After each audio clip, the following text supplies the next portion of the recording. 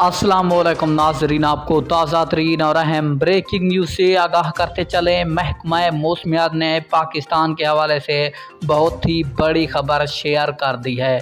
जी हाँ, तो दोस्तों मैं आपको बताने वाला हूँ पाकिस्तान में मौसम कैसा रहने वाला है। तो आपने सबसे पहले वीडियो को लाइक कर देना है। आप सब जानते हैं अली वैस की जानिब से आपके साथ जो भी रिपोर्ट शेयर की जाती है वो तस्दीक शुदा होती है।